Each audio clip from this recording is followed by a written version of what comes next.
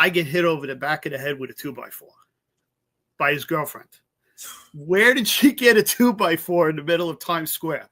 I don't know. But we happen to be in the middle of the block, directly opposite Parole, which was closed, usually closed at 6 o'clock at night. This is 10, 11 o'clock at night. There's no one on this block at all. So at this point, I'm ready to just let him go because I got his gun. I'm in trouble. I'm bleeding from the back of the head. And all of a sudden, I see out of this desolate, dark parking lot of Parole, the kid's in trouble. It's all these drunks stumbling out from the Parole parking lot. And they chase the guy off of me just enough that the troops arrive. He runs down to 9th Avenue and heads south, not knowing he's running right towards Midtown South Precinct. And everybody's running up the avenue to 40th Street because it's only 5 blocks up. And he runs right into the Calvary. So the cops will show up. They see all these drunks. I mean, most of these guys were former vets. All they did was drink. They had a horrible drinking habit. And the whole reason I had that block is there was a liquor store on that corner.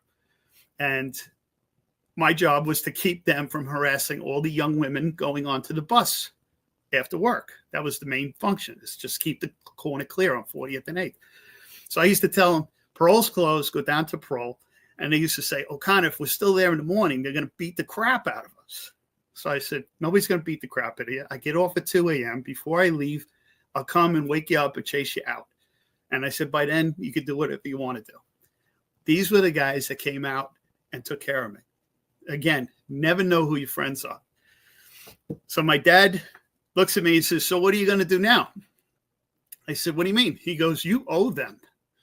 I said, what? He says, tomorrow, find out who was there and take them to that liquor store and buy them a bottle. So I'm figuring this is going to cost me a fortune.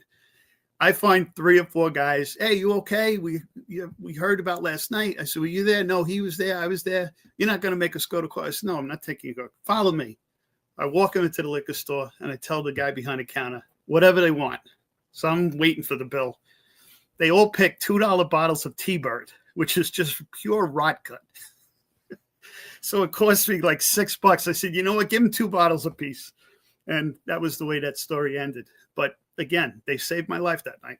And from that day on, you learned, be careful when you walk up on something. You don't know what's going to be there. So.